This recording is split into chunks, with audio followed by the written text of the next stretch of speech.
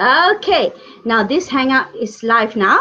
Good morning, Professor Stuart. And here in Malaysia and Bangkok, we are already in the evening. It's already 5 o'clock here. Welcome to all our viewers who are joining us today. This is a very interesting webinar actually, because we have live from Cambridge, our Professor Stuart Wall. And yeah, we have a lot to talk about our 5 days executive leadership program. And now I think without waiting, because we already have, I think now 10 viewers with us and it keeps coming, yeah, it keeps rolling up. I'll just invite Professor to give some initial idea of what this is about. Yes, Professor, over to you. Thank you, Anita. Well, welcome to Cambridge, as it were, on a sunny morning. The time for you may be very different. The weather may be very different too, but welcome to Cambridge. And as a global academic advisor to IETTI, I do look forward to welcoming all the delegates and to celebrating with you at our Global Leaders Award Dinner in Cambridge on the 6th of February. That will be a very exciting event. Now, Cambridge can be described in many ways, and here are just 3. Creative, happy, historical. Creative. Cambridge has 92 Nobel Prize winners, more than any other institution in the world.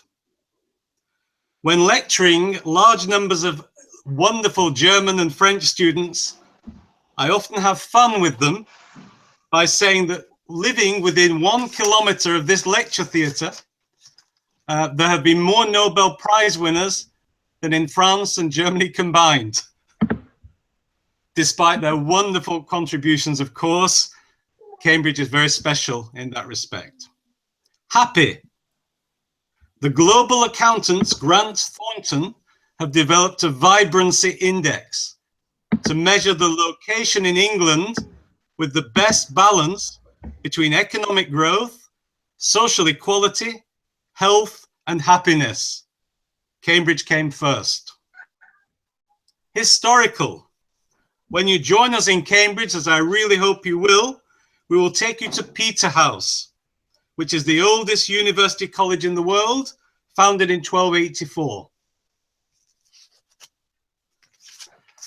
Now, leadership is a key theme in our Cambridge event, and we'll see that it is different from management. Management is important, leadership is vital.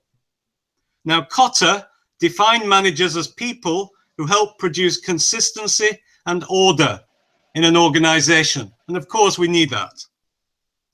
However, he defined leaders as people who can create change, moving people to a place in which both they and those who depend on them are genuinely better off, and doing so without trampling on the rights of others. Of course, in a dynamic and turbulent global educational environment, change is all around us. And the ability to adapt to change is a key competency, which we will explore in some detail in our Cambridge event.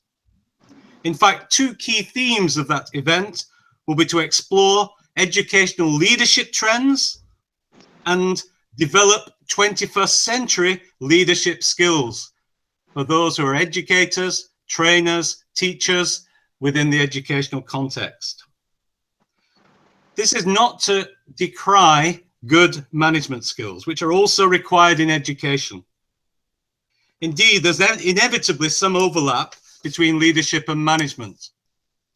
And as the Chinese proverb says, what does it matter if the cat is black or white, as long as it catches mice?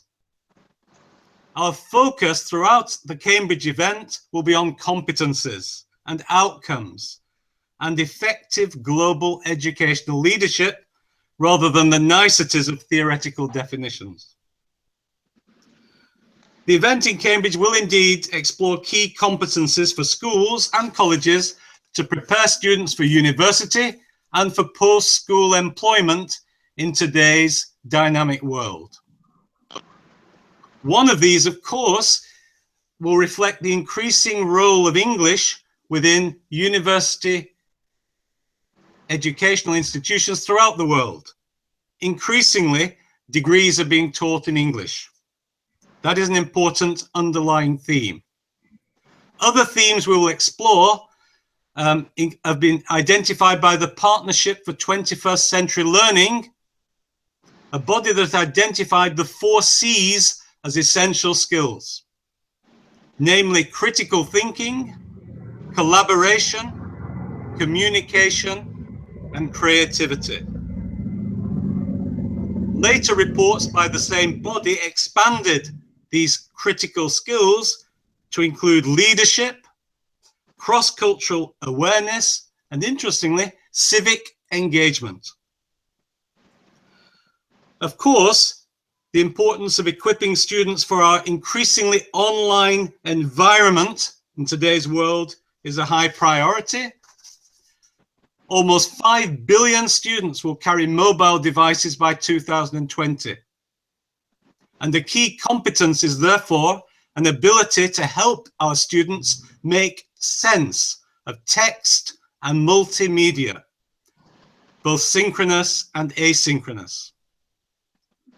Now, Alison Gopnik, a researcher and professor of psychology at the University of California, writes in 2016 a very useful summary.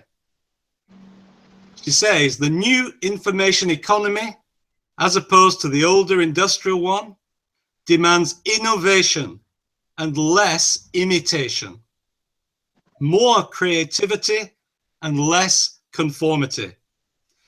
In other words, the challenge for schools and educators is not just about improvement, important though that is, but about transformation of the ways in which we operate our schools and colleges. And that's certainly going to be a key theme throughout our Cambridge event. The OECD report of 2016, this is a body in Paris. I was a consultant there for some years, and it writes reports across the world on many initiatives. And the OECD argues that there is a move towards a more learning-oriented school culture. And there are many ways in which this can take place. One way is shown in the American School of Bombay, which adopts the dual operating system. Part of the week is teaching and learning in the ways we all understand, but part of the week for both lecturers and students is taking part in research and development. It has been suggested that the changes needed by schools include at least 3 of the following. First of all, more clearly to identify the abilities and competencies the students themselves need, some of which are generally accepted as gathering, organizing, and analyzing data, the ability to think analytically and creatively, and to apply and adapt learning strategies. A second suggestion is to create a deep learning culture. We've already seen that in the Bombay example, to move away from teacher-oriented to learner-oriented cultures, where everyone is seen as a learner, teacher, and student, pursuing questions that interest them individually. Finally, to free students to pursue their own interests. It has been suggested that now with access to so much knowledge, curriculum is just a best guess at what students need to flourish. One extreme version of this trend is that students build their own curriculum, find their own teachers, and assess themselves. Now that may be too far ahead. However, it gives food for thought about the direction of travel. Technology is clearly playing an ever-increasing part in our learning journeys. And in a recent study by the Times Higher Education in 2016, a number of jobs and degrees were examined over the next 20 years to see what robotics and technical change might mean for those jobs, which would be most at risk. Interestingly, at greatest risk were jobs in accounting, information, and various aspects of management. 50% of those jobs are seen to be at risk in the next 20 years from automation. Less at risk, sports science, fine arts, medicine, and perhaps surprisingly, computer science. Only 10% of current jobs in those areas are seen to be at risk from automation in the next 20 years. Students, teachers, the impact of robotics is yet another factor in subject choice for university. So in summary, again, I look forward to welcoming all the delegates and to celebrating with you at our Global Leaders Award dinner in Cambridge on the 6th of February. We will also take you to some internationalizing schools and leaders in Cambridge, as well as to explore with our trainers these vital aspects of innovative education in a global context. Finally, 3 C's. I know we've said 4 C's, but here are 3 C's that will be a serious focus of our meetings: connect, communicate, and collaborate. Thank you. Wow, thank you so much. Very okay. good. Very good. So now we have Mr. Addy with us. Hi, Addy. Addy, can you hear me? Hello, everyone. How are you? Yeah, very nice. Very, very nice evening today. Addy, would you like to say something? Remember, we didn't introduce Professor Stuart properly just now. Perhaps, you know, you can tell us a bit about how do you know Professor Stuart and what has been your experience? I saw you went to Cambridge a few months ago. Yes, Anita, thank you so much. Is my voice quite clear, by the way? Very clear. All right, excellent. So it's been an honor for me, to be honest, to be in touch with Professor Stuart, and that was an amazing opportunity that I could meet Professor Stuart back in October when I was in Cambridge. And I'm so excited because we actually shared the same vision, we shared the same enthusiasm in developing global connections between all the educators. And I'm very proud of Professor Stuart because, to be honest, when I was in Cambridge meeting Professor Stuart, I was the one supposed to be coming to his campus, but actually Professor Stuart came to me in the hotel, and I really appreciate that, Professor Stuart. That was amazing. It was a pleasure. And I'm very excited because Professor Stuart has a global team who is actually ready to support our educators, our friends, teachers, principals, and everyone in the education field and world to be able to connect, communicate, and collaborate. Because I think, yes, the 4 C's that Professor Stuart is talking about is very important, and plus the 3 C's in making sure that everyone in our education field, in our education world, become connected. So I'm very excited to invite everybody to come to Cambridge to celebrate with Professor Stuart and all the trainers there. We have so many great trainers, and some of them, Professor Stuart, actually, they're quite well known in the Middle East. And some of them said, like Francis Armani, they're quite familiar with Francis Armani and some of our other trainers. So yes, everybody, we are so excited. This is an excellent opportunity for everyone to really have a great chance to participate in a great program, because we have a follow-up out of this program. We will not stop over here. We're going to continue and extend our connection between everyone who has already participated in the team. Especially for the global leaders, I would like to say this is a golden opportunity for you to really step out of your of your country, and then probably fly to different countries with us, with Professor Stuart, with Dr. Dave and Anita and everybody in the team. I'm so excited. Thank you so much, Anita. All right, no problem, Addy. I was just thinking, Addy, with all the technology, yeah, you are there, I'm here in Malaysia, Professor is in Cambridge, and David is in Bangkok.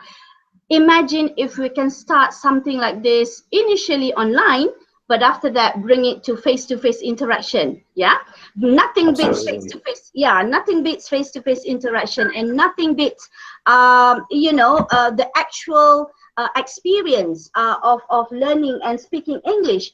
I was there in Nottingham for quite some time, and it's different. It's so different for non-native English speaker to experience the culture of English, yeah, especially if you're a teacher or a trainer or a leader, you might want to have the experience of visiting Cambridge and speaking to the local people, experiencing the culture, experiencing the food. Oh, I love food there in Cambridge, and I love the hunting experience. So, those are the things that you are not getting, anywhere unless you visit the place.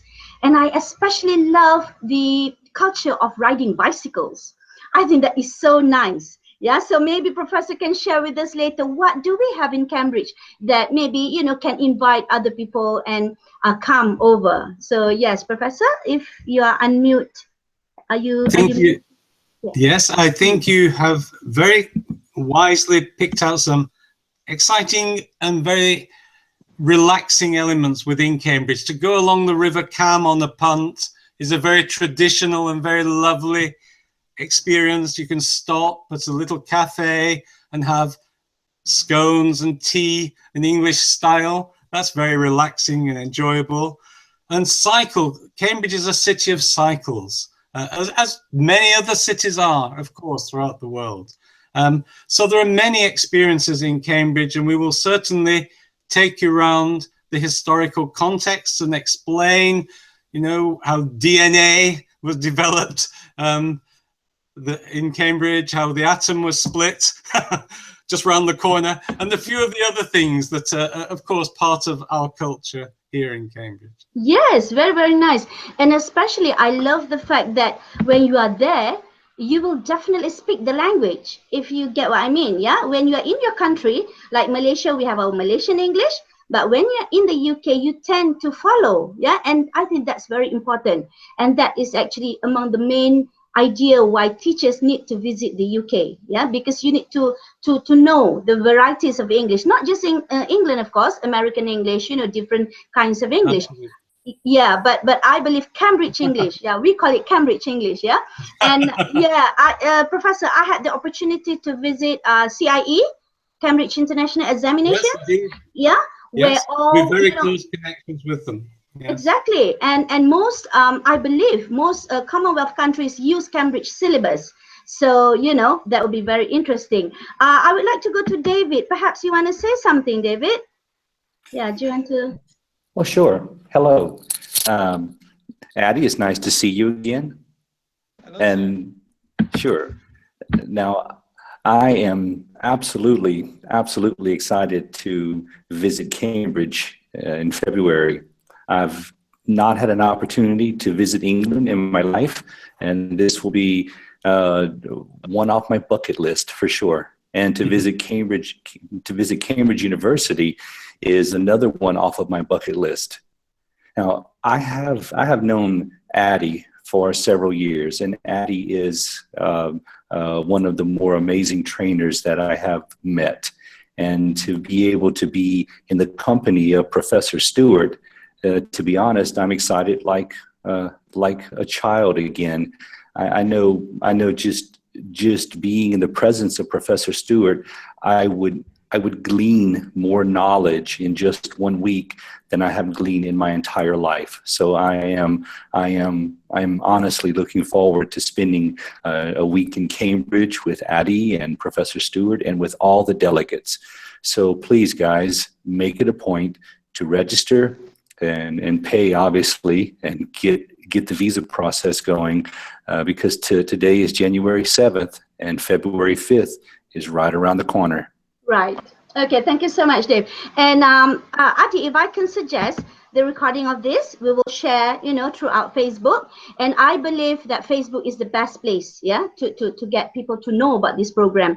And I've been doing a lot of marketing of programs before, and nothing beats Facebook, yeah, because the audience is there, and it's so easy to put the link to different groups of students, teachers, trainers, yeah.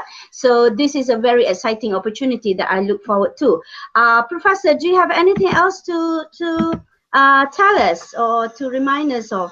Anything? Well, I'm just very excited to meet Dave, who's too generous in his praise, and to meet these wonderful delegates and people linked with yourselves over many years. And we take forward this wonderful educational journey together in Cambridge on the 5th of February. Thank you so much. Thank you so much. Addy, would you like to say anything? Maybe some closing remarks? Okay. One thing that I'm always excited about working with our fellow educators, it's always amazing to see everyone who are fighting for their dreams. Because I know for a non-native English speakers like myself, I'm from Indonesia, Asia, and I already met with so many teachers. I always ask them, so what's your biggest dream in your life or as a teacher? They always say that I really want to be able to go overseas and teach in another country. That's always one of their dreams. And I always found out that that dreams is actually possible. And even beyond being a teacher, you can actually become a teacher trainer, and you can actually travel the world. You can actually share with so many different teachers and teacher trainers around the world. I mean, this opportunity is widely open. It so much depends on how determined you are to really achieve your dreams. I mean, people out there will keep saying, come on, you're just an Asian, you're just Indonesian, stay dreaming while you're sleeping. So I think that's not the case for us today. I think the world is become very borderless. It's becoming very open, like an open market, so where everyone is very welcoming. I'm so excited to be able to work with so many great teachers around the world. And I've been meeting so many great teacher trainers around the world. I've worked with so many great authors around the world, and I've known that they're so highly credible, they're so highly with high integrity, but they're so humble. And that's something that I'm so excited about, Anita. So I really would welcome everyone, every teachers in every corner of the world. Please try to get your dream, make it happen. And we're looking forward to welcoming you to Cambridge and having dinners with you and do the punting. The punting is a fun thing, by the way. Yes, punting is a fun thing. Yes, yes. Just I'm actually looking at some of the questions, but I couldn't find any. Maybe once we put up our link, to our group, or maybe later on we'll get the questions, but that's all right. I just have one question to you, Professor. If, for example, some of the teachers or trainers miss this session, which is in February, will there be any more, maybe perhaps during the summer, or will there be any more plans to have something like this, similar? Indeed, and I think, Anita, your point about an interconnected world, that we can use Skypes and we can use webinars. I think we can do this at any point. And could I say, in Cambridge and in these sessions too, with us in Cambridge and in my CIEC, Cambridge International Education Centre group, we have many trainers of English and of examiners from Malaysia, from Saudi, from the Gulf, who will speak to you when you're with us in Cambridge, and indeed in the things that you plan as webinars, as Skypes going forward, and eventually to visit you wherever you are in the world. Wow, that sounds like a very nice plan, because we would love to host you here in Malaysia as well. And I'm sure Addy would love to bring you to Indonesia. Special food, special culture. Yeah. So we may talk about that later, afterwards. And I really hope that I can make that 10 packs from Malaysia so that I'll be there. Otherwise, I'm just going to watch, browse in Facebook and see all the lovely photos. Okay, all right. So I think this is a wrap up. I think we have done enough very nice conversation about this. Anybody wants to say anything else? Dave, maybe? Do you want to? Yes.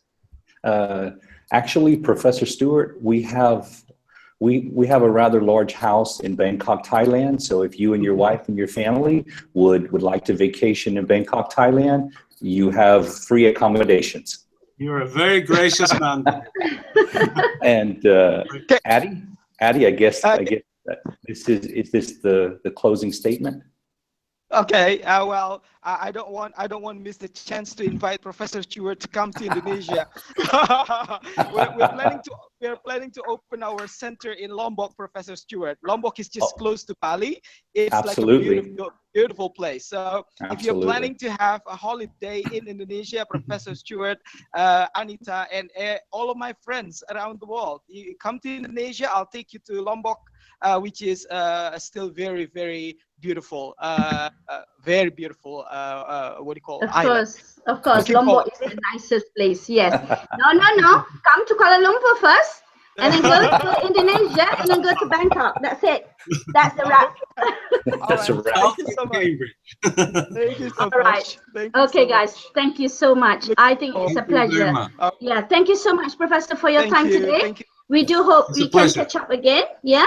So I'm just going to stop the broadcast now. Yeah. So that. Thank you, Anita. Thank you. Oh, well. So, bye-bye. See you in Cambridge. Bye.